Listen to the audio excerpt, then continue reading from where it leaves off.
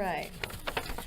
So we're speaking with Jesse John Zeck, and we're going to start out with just some real simple questions Super. and move on from there. Go ahead. So how many years were you at RIT? I believe 5 years, and there's a little question about that because of some of the time of the blocks and everything. And then I, later on in my career, came back and started into an operational research program that RIT had. Dr. Fitzpatrick, I think it was the one that was organizing that. He was head of one of the departments, and this was done for Xerox personnel. Oh, okay. For Xerox. So what was your initial major? Initial major was EE. Electrical engineering. Yes. And what convinced you to go to RIT? Was part of it was logistics, and part of it was cost, and part of it was the curriculum. So there were three pieces to that. The logistics was I lived in Greece at that time, and so I could commute from home. Okay. And my dad gave me a car and $5 a week for gas. And so that's how that worked out. Okay. And the curriculum?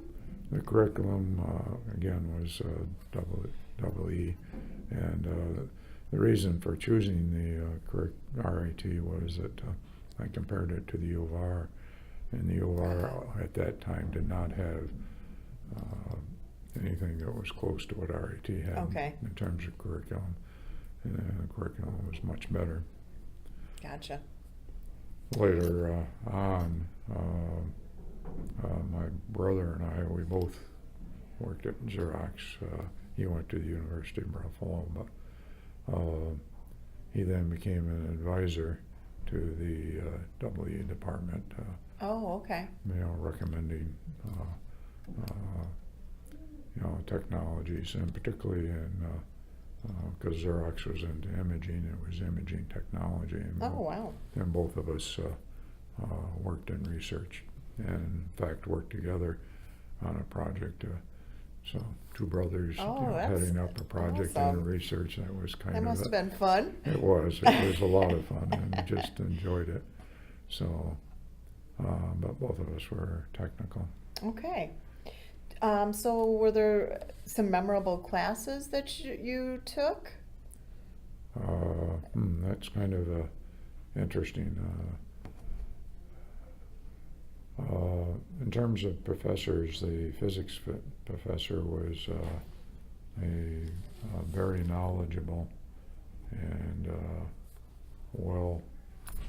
seasoned professional. He worked on the Manhattan Project. Oh, wow. And had just tremendous detail of how to apply math, and was just really very good from that standpoint. He was a good teacher as well. I'm not sure of the ethnic origin, whether he was Russian or whether he was some other Eastern European or Eastern, something. yes, yeah. And so he had quite an accent, and but we all enjoyed him. He was just really, really good and knowledgeable about things, and he talked about a lot of things today that might actually be restricted or confidential information. So I don't talk about what he said in the details that he went through because of the Manhattan Project. So you must have felt pretty lucky to be a student of his. Yes, we did. And I don't take for granted the efforts that he put in place, and of course helped the World War II effort activities. So and it still would have been relatively fresh at that point. Yes. Yeah. Is it locked? I'm just going to let your wife in. Yeah. Come on in. Thank you. Do you recall which buildings? Oh, You yes, were- I was in the Eastman building most of the time. Okay. And the Eastman Annex for some of the mechanical stuff, and then over in the next building over, it was, trying to think what that one was. It was a newer building. Yeah, Gleason. Gleason, yeah, that was Gleason. engineering. Yeah. that was- Still is, just different location. Yeah, Gleason was primarily mechanical, and at that time, most of our time was spent in the Eastman building, which was chemistry and double E, Okay. and math too as well. Sorry. No, that's all right. About how large was the student body at the time? The total freshman class at that particular point was 385 people. Is this electrical engineering, or you're talking RIT? RIT. RIT. Okay, and I do not know the total For, for RIT at that particular point. okay. We ended up at the tail end after 5 years, pick a number, someplace in that time frame, with including transfer students that came in, 12 people in That's incredible. each area, which is 12, because there was a co-op student and it was a co-op program, so we had 24 people total. But after the second year, we did not see, the rest of the. Yeah, because the other- everybody's kind of coming and going. Yes, right. And the co-op blocks were opposite each other and that sort of thing. So Well, they're asking what were some of the general characteristics. I'm assuming that she's referring to the student body. Any similarities or correlations you kind of think of? I'll just kind of talk a little bit about how the experience was at RIT and how the classes were organized, and that probably will answer your question. In the technical area, when we were doing chemistry classes, we were in the chemistry major group. Mm-hmm. And the same thing was true with the math and with the science. So we did math took the same classes with the math students who were going on for a BS in math. Same for physics was true. Same was true for mechanical engineering. Where there were labs involved, we did the labs together with those disciplines. Mechanical labs, we were all in the same group. We did the labs, and that was an important piece, because later on, when we were graduating at the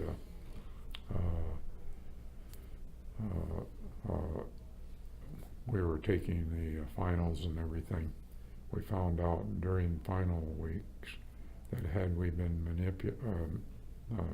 matriculated into the math program, we would have gotten a BS in math, but we did not get that because of the fact that we were not matriculated. We had covered all the same courses, and with the math majors, we needed 2 quarters of German to do the same thing for physics. We would have had a BS in math, or BS In physics. in physics. Wow. And so, had we known that a year prior, we could have worked in the German. In the coursework, yeah. And then the third one was we needed 3 quarters of mechanical engineering to have a BS in mechanical engineering. And we were very unhappy about Yeah, I that. bet that sounds frustrating. Because we did the work, and along with that, our credit hour load for work was running 23, 24 credit hours, which is a very large load. And the reason it wasn't higher was they took 3 labs out of that. I mean, the mechanical lab, the electrical lab was ours, but they still did not allow for these 3 labs, which were normally 1 credit hour. So we were really handling 26 to 27 credit hours throughout the whole curriculum. And when we learned all of this, of course, we were unhappy campers. We didn't mind, I shouldn't say we didn't mind the workload. The workload was quite difficult. Yeah. A lot of nights to 1 o'clock in the morning. We had to form study groups to be successful.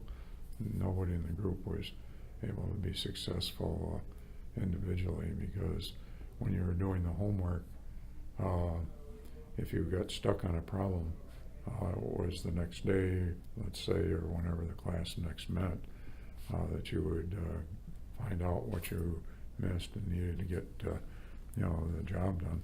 Now you had 2 assignments to take care of that night, the one that you were behind on. So by forming these study groups, and we just did it out of I don't want to say desperation, but as a way to get the job done. Getting the job done meant getting our homework done and learning the material quick enough so that we could stay up with the course loads.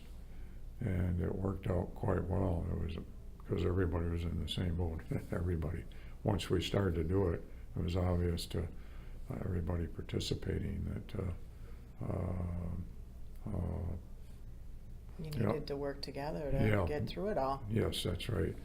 And it varied. You might work with 2 other individuals or 3 other individuals one night, and there were 12 of us, and so it's split apart. We found by doing this that 3 to 4 in a group was the max you could do. Otherwise, you got distracted and, and talked and stuff like that. So we optimized the process, and we recognized it, and we'd break into these 3 to 4 groups, sometimes 2, sometimes 5, but most of the time it was. And we went over to the library, and so we would go until the library closed, and then it was not uncommon for us to go back to somebody else's apartment, in the complex here at downtown, and continue. And typically I was commuting back and forth, and my standard thing was to walk at home about 1 a.m. in the morning. Oh, wow. So these, and this was a 5 to 6 day a week type of thing, because we could get out on Saturdays to do They stuff. really kept you working. We thought that was just the way it was supposed to go. We didn't know until the tail end that we got to see what not so much the tail end. We saw, for the technical areas, it was the tail end. We thought all the technical areas, like chemistry and physics and that sort of thing, all had to go through the same thing.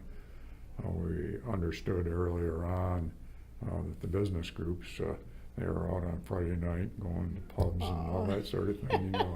We weren't able to do that. You had to be much more studious. Yes, but I bet that also probably really helped build, the camaraderie. Yeah. Yes. Brothers in arms. Yes. Do you recall how much tuition was? Do I want to know this? $745 was. And that was a year per year? Yeah, per year. At that point, is what I paid. At that point, I paid the tuition. My dad gave me the $5 a week for gas and the car. So you were never living on campus at any point? Correct. That is correct. But the $5 a week in gas. I did learn. There was a photography professor here who lived close by to where I was, and we saw each other on campus, and I saw him in the housing development where I was, and so we got talking, and so at one point I was writing with him. Oh, okay, commuting in with him. Yes. Saving that $5 Yes, for the right. weekend. Well, it never got saved for the weekend. They got put in the car for gas. Okay, so you were a co-op student. Yes, Where did you co-op? General Railway Signal. And what was your experience there? There were several areas. Started off in how the documentation was done, because I'd never done, industrial documentation, and so I spent a quarter doing that and understanding both how the railroads operated in terms of the required documentation, and how the transit authorities, like in New York and Washington, for the subways, how that documentation was in place. And then how some of the overseas railroads, we had to do the documentation differently there. So it was a good experience from that standpoint. And then in a later co-op block, I was assigned into the research area for GRS and General Railway Signal. One of the things I worked on was the crossing gate updates, if you will, and it was a new design, and that design was a what we called a proportional design. It if the train was coming slow, they would put the gate down a little bit later, so that the cars sitting at the grade crossings sat at approximately about the same length of time, regardless of the speed of the train. Gotcha. So if you had a train coming through at 70 miles an hour, we put the crossing gates down quite a bit earlier, relative to the position of the train. Mm-hmm.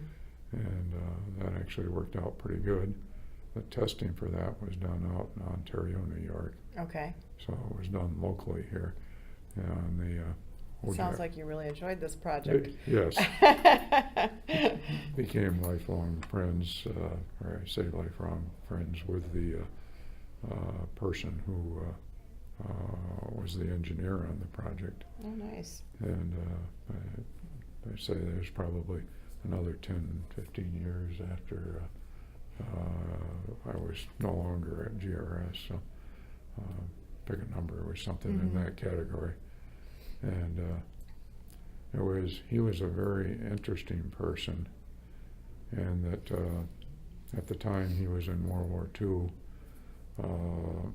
the average life expectancy up on the front line was about 1.5 minutes or something like that for the guys going in. And so he was quite an entrepreneur, and he spent all his money because he just figured he was going to go over and that was going to be it.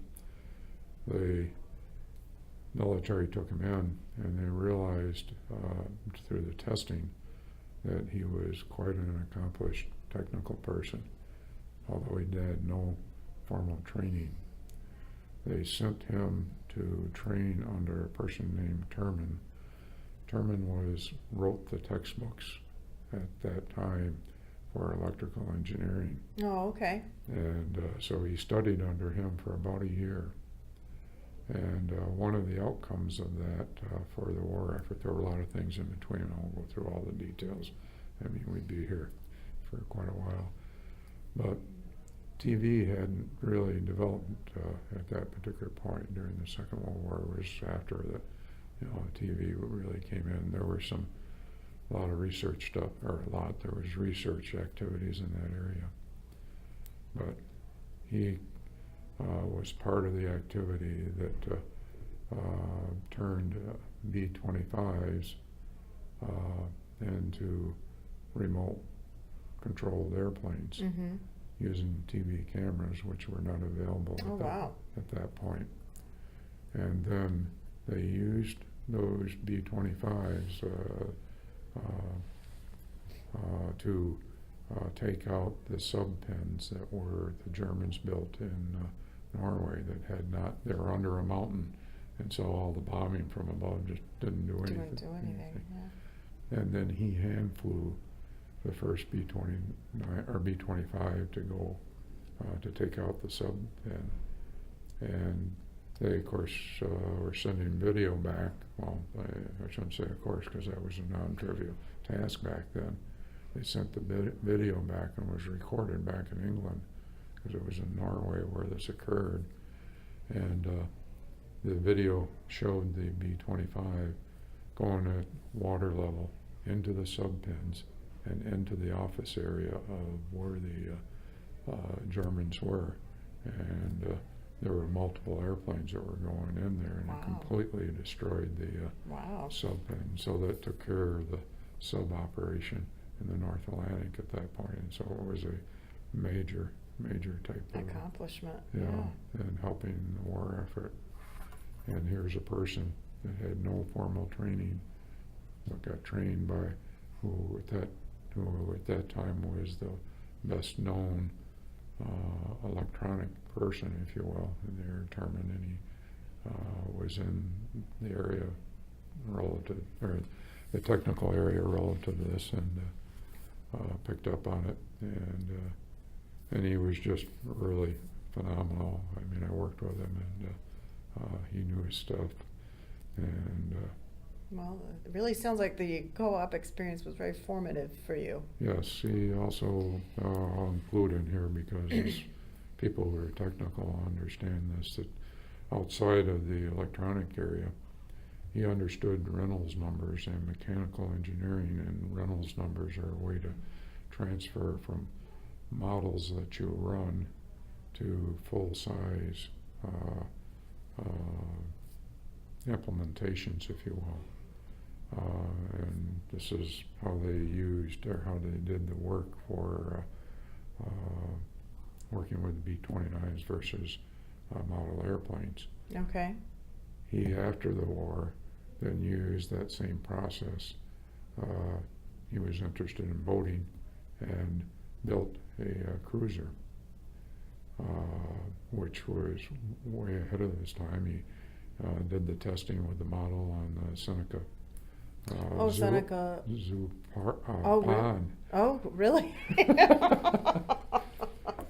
Built the boat, and then in 1950, that boat was a 40-foot boat, cruiser, full, 14-foot primary cabin with a 12-foot forward cabin, and it had hide-a-beds and all this type of thing. I mean, it was like a house on top. And 1950, there was up in Alexandra Bay, they had the very small boats, and I'm trying to think of the term for them. They were a person could just barely fit into them, and they were doing time trials. Okay. And these were the high-speed speedboats at the time. Oh, wow. And so they were doing the time trials of these, and at that time 30 to 40 miles an hour was very fast on the water. He went out with the cruiser and passed them. Oh, wow. Because of the design that he'd come up with at that point, using the Reynolds number. And this technique, which is used today, I mean, Reynolds number is understood in today's technology as being a well-proven technology, but I mean, here he is in 1950 doing that. Fantastic. And it was over 40 miles an hour. He was clocked in over 40, on a timed course and everything. And I'll just throw in one example of that because I crewed for him in the boat. You did? Okay. It took two people to run the boat. He had to, in order to dock it, because it was so big, if you will. It had a 12-foot beam, which did not occur until about 1960 in the commercial class. And anyways, we were going out from the port at Rochester, and myself and there was another fellow that crewed with them. We quite often would be three of us on board. And we're just going out, and you have to, of course, stay with 5-knot speed limit going out there. And there was a guy coming up in a runabout with a 75 horse on. And this was, 1960. So this was, much farther on. And so the commercial area had been developed, and we could hear him talking to a friend on the boat, and he says, this big cruiser can't, go very fast at all, and we didn't look over, and we're all smiling, because we knew what we called the engineer, the doctor. We knew what the doctor was going to do. Oh, boy. He lit it up, huh? Well, we just went along. Anyways, this guy said, he's slow, and he said with the roundabout, he was going to go out and around us, and he was on the left side. He was going to go out to round us on the right, and we all had to turn the opposite way to keep from laughing and everything. And so 75 horse on a 14-foot boat, that's what it looked like. 2 people in it. And we started out, and when we got out towards the end of the break wall, and the doctor kicked it up a little bit just to say, and the guy looked over at us, and so he kicked it up a little bit and started to try to go out around us, and the doctor threw it in about 3/4 and went out around him. Oh my. Doing donuts around him. Well, we didn't do donuts. We gave him a lot of clearance and everything. But the guy was looking at us all the time with amazement, I'm sure. But the whole reason I tell that story was the accomplishment that he did using technology, Reynolds numbers, doing the calculations, actually going out and making the measurements. And you think about, at that time, they didn't have very good ways to make the measurements. Sure. And so to be able to work with him was quite a privilege. Yes. That's awesome. Sorry for being so long. Oh, no, it sounds like you were very proud of that experience. So. Yeah, yes. I know that yesterday you were talking, you belonged to the fraternity? Did you? No? No, not a fraternity. Oh, okay. I was thinking that you did. Were there any extracurricular activities that you were involved with? Yes, amateur radio club. Okay. And in that particular one, it was up on top of the Eastman building, and so we used it. We had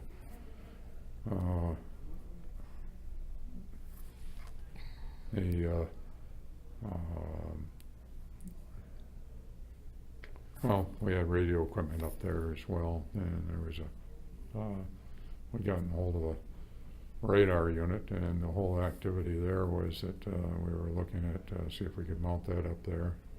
It was a quote portable, and it only took probably 12 guys to pick it up, It'd be portable. I mean, it was very heavy. 4 of us couldn't lift it. And our goal at that point was to take model airplanes and be able to fly them beyond line of sight, and we abandoned that goal at different points because of one, we couldn't get the radar unit to work properly, and 2, we didn't have a good strategy, or felt we didn't have a good strategy of how we could have people out beyond the site of where we were doing the control to be able to take over the control of the from a logistics standpoint, control the airplane so that there was no issue, nobody would be hurt or that type of thing. So it was kind of that interest. Anyways, bit of telling a lot of stories here. Right? So, what about some of your fondest recollections of your RIT days? The camaraderie of the group that I studied with. And the second part was playing soccer for RIT. Oh, you were involved on the soccer team. Okay. Yeah. For the whole time that I was here, played soccer for RIT. And wow. And then when they had the 50th anniversary of the soccer team, I came back and played soccer again. Oh, you did? When was that? That was, 2 years ago, 3 years ago? Oh, fantastic. 2009. Did you play well beyond school then, too? Only for maybe a short time, maybe 1 year or something like that, and then I didn't play at all. But I obviously remained in shape because I played 3/4 of the scrimmage game that we did for that 50th year. Oh, good for you. Felt very proud of that. So nice. 2009. Did you score? No, came close, but I Came did. close, huh? Played right wing. What about any games from your time on the team that really stand out? No, not particularly. I mean, we played the seasons, and I'm not. The one thing I had to get used to was we were playing teams from other schools, and RIT included had a number of Europeans, and the Europeans, the way they played soccer was much rougher.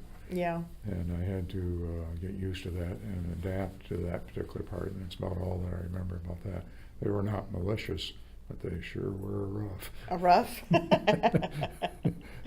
Those rough Europeans, huh? That was how they learned. It wasn't like I say, they weren't doing anything that they weren't used to. So, right. So it was an adaptation on our part. Did you stay in touch with a lot of your fellow students?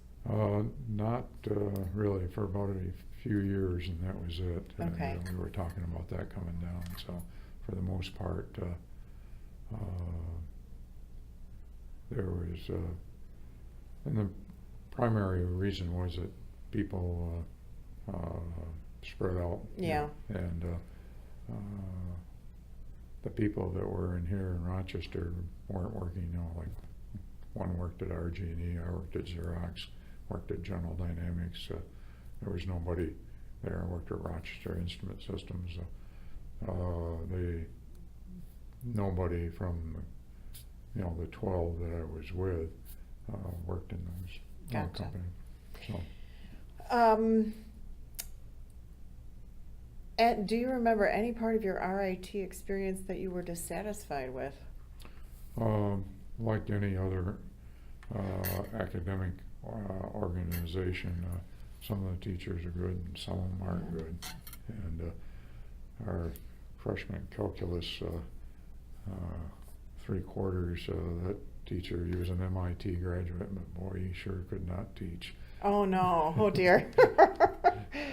I mean, he was a smart person, but he was just horrible. Not cut out to present. Yeah, and he didn't last very long. I think he lasted another 2 years after that. But we didn't have any more classes with him, so it was.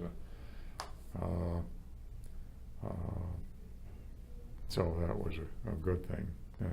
We did quite a bit of math, and one of the things that I did enjoy about RIT was the training and academic training I got, which was the fields math, matrix math, structures, those specific math structures. And it turns out that the fields math that I went through at the time did not find anybody through the rest of my professional career that understood that math. I did work with one math PhD in research because we were working on a very, I don't want to call it esoteric, but it was a very fundamental type of problem. And he came the closest to understanding that part. And so the fields math particularly was quite helpful. Okay. Do you have any memories of President Ellingson? Yes, I do. I had some positive ones and one not so positive. When I was at RIT, I felt that he was just a very good leader, if you will, Okay. on things. And after he retired, unfortunately, I was taking my son. I hadn't been married at school at RIT, and later on I was married. My son grew up and that sort of thing, and went to a night where there was a presentation from all the college, or a number of colleges. Okay. At local plaza and shopping plaza, and he was there, and I wanted my son to go to RIT, and So I took him up there, and he just he just didn't. He was very negative. Really? And so my son chose not to go to RIT. Oh dear. And I was so disappointed with that. And I had prepared my son for that, and he was looking forward. And it was such a negative experience that. Well, that must have been really shocking. It was very shocking because he was, I thought, a very good leader when I was going to school. I believe the program that I was in at the time, looking back on it, was an experimental educational program because we had so much workload. And I look at the technologies that we covered, particularly the fields math. A lot of guys that I talked to when I was in research at Xerox didn't have field. Didn't have that. Yeah, and they didn't understand it. And so that was quite a help to me. Yeah. So when did you officially graduate? 1965, June. June, okay. I think it was June. It might have been. Do you remember where graduation was held? I don't. Okay. Did you go on to grad school? I worked at Xerox, and then Xerox contracted with RIT Okay. for grad school work in a curriculum called operational research. Oh, that's right, that's right. And operational research was a curriculum that was by Dr. Fitzpatrick, I think it was, put together for just the Xerox personnel. And it was intended to, to go to the next level. I never did get a, master's or PhD. And I think we went 1 year, and then Xerox backed out of The agreement. the agreement because of financial things that occurred at Xerox. Sure. So you clearly worked in your field. So. Yes. And so you felt that RIT really prepared you Yes. for your Yes. professional life. Right. You're currently retired. That's correct. Okay. And did you retire from Yeah, Xerox? I or? retired from Xerox. Okay. But I then went and consulted afterwards. You did, okay. And I consulted in multiple areas, if you will. I became a financial advisor who was fully licensed Oh, wow. at Morgan Stanley. And I was fully licensed in stocks, bonds, insurance, and let's see, what other area? There was one other area too as well. I'll think of it in a minute. But anyways, I had all these licenses. Well, you had a very interesting career lifespan. Jeez, that's fantastic. Before we go on, Sure. I did that for 2 years. Okay. And then it became very clear that money-wise, it wasn't even worth spending the Okay. time. And here Morgan Stanley is a little tough on that Yeah. when it comes to all that. Yes, right. Yeah. And Morgan Stanley is a very good company, and they just didn't pay very well Yeah. for the number of hours and the work and your capabilities. And so then I went back into doing what I would call restricted projects. They were company confidential. Okay. And there was areas there that I felt that it should have been more than company confidential.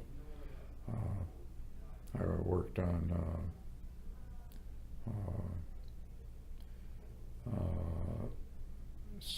special areas relating to bank operations.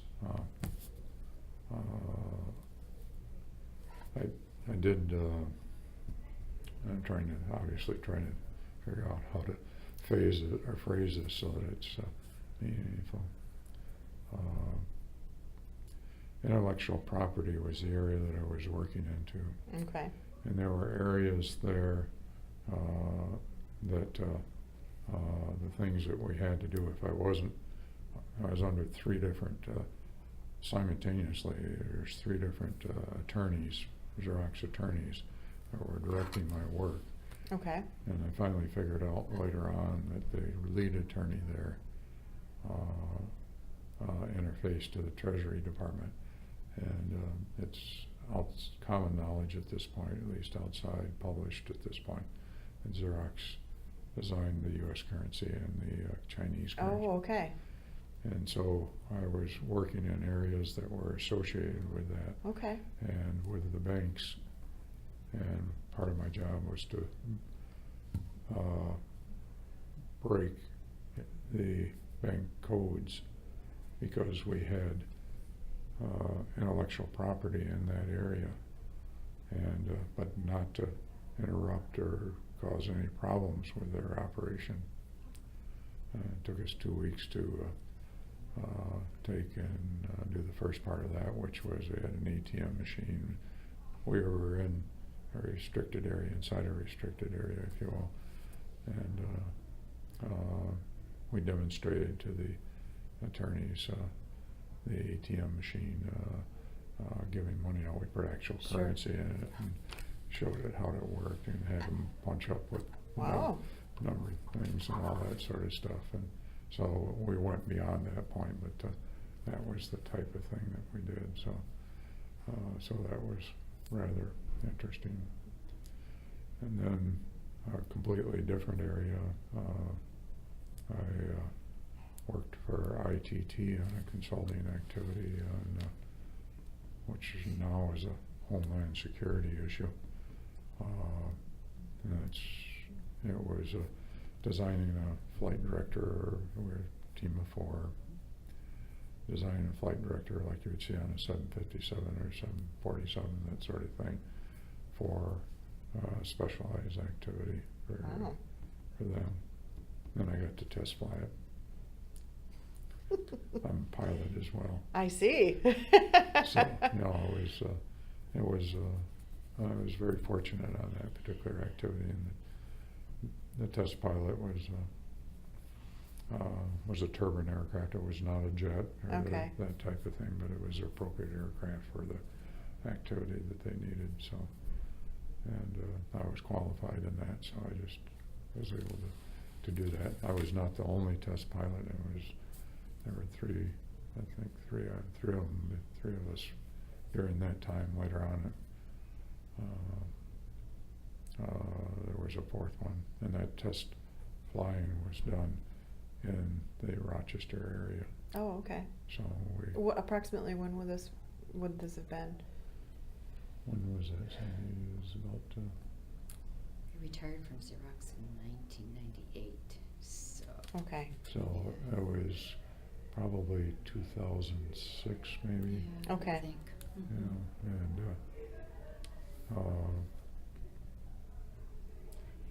when I turned this over, I had to, and there was a qualification of this equipment that we could not do. It had to be for various reasons. And so when I turned this over to the pilots who were going to fly this, their activity on the week that I wasn't working with them was to train the fighter pilots in a special way coming out of the various bases, but one was down by Washington, D.C. And they have a very specialized training aircraft in which they can simulate like a wing being shot off and that sort of thing. And that training activity was done in this area. But I had to train him how to operate this system and how it worked, and so that was very interesting. I mean, obviously, this fellow was much more qualified than I was, but he didn't know the specific equipment and how it worked, and so that was fun. It was really very interesting, and there were actually 2 pilots that I trained, because they had to have 2 pilots to fly the equipment and stuff, and to fly the equipment that they were doing. So there were 2 pieces to that, and it was it was just very interesting. I enjoyed it very much. Well, it sounds like it. It sounds like you've been very fortunate to have a very long and passionate career. Yes. No Well, I question. do want to thank you for your time. I've actually got someone I've got to pick up Oh. that's up next. But it has really been a pleasure speaking with both of you. Yes, Sure. thank And you. I'm sure you guys want to get out and. Well, there's more to it. But Oh, there is. Okay. But that's okay. You got enough. I just didn't. I've already made them wait about 10 minutes. You Yes. did good. So this is part 2 with Jesse Zeck. And I did want to talk about Dr. Kirkpatrick's. And what was he the instructor? He was head of the math department at that particular point. Okay. I believe that was it. I'm not positive of his exact position, but he interfaced with Xerox in providing this operational research curriculum. And what he did, and the reason I wanted to comment about it, was that he just did a very good job in setting things up. And what he set up was the various maths that we needed to be able to, from a research standpoint, organize and put projects together and be successful with them. And again, having the math, the right sets of math. And of this part, to give an example, or the best that I can do to give in terms of giving examples, is how many oranges and apples are required to build a battleship or aircraft carrier. And as odd as that may seem, it is the statistical processes that seem to relate things that are unrelated. And to use this analogy, the workers, need food to do stuff, and eventually you can get to the point where you can figure out how the assembly goes, and all of these esoterical or outside the normal thought process of requirements to complete a task are included in this.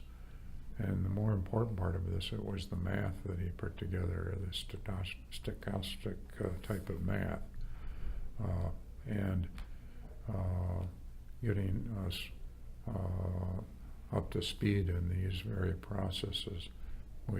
People going into this course knew matrix math, and I need to define matrix math. If we look at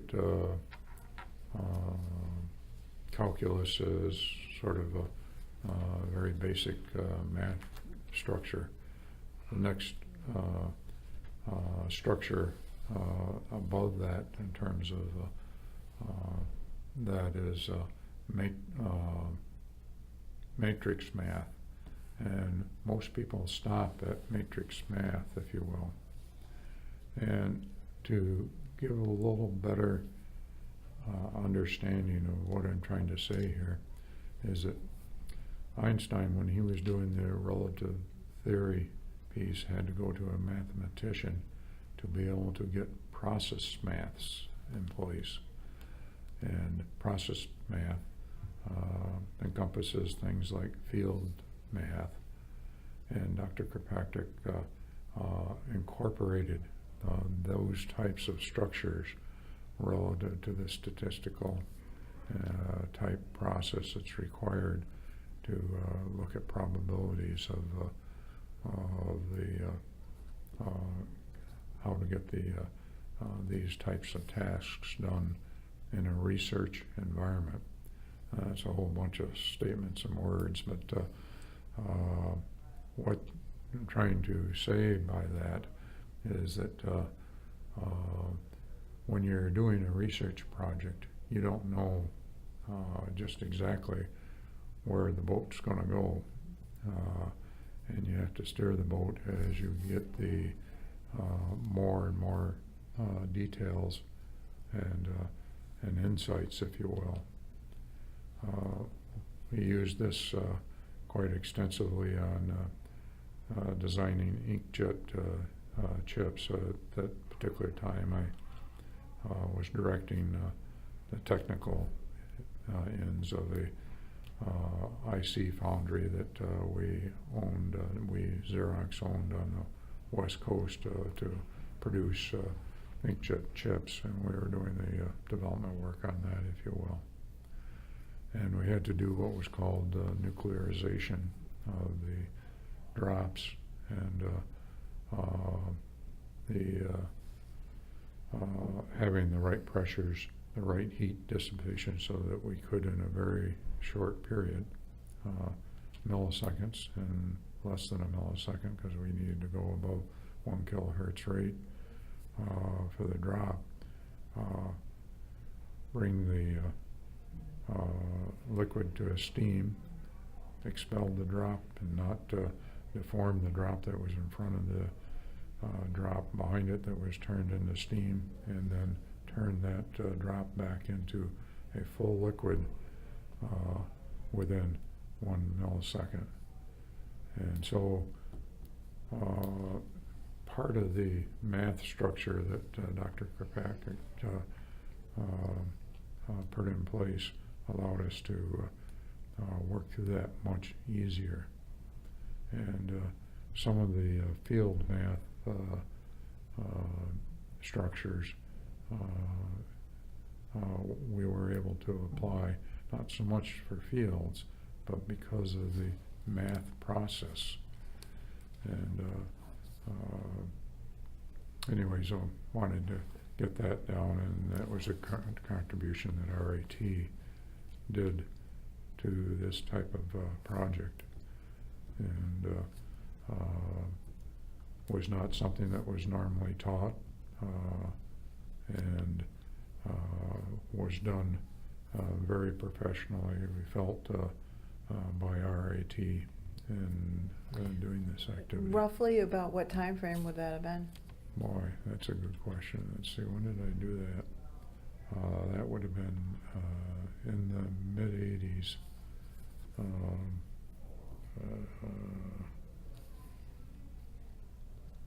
I'm trying to think.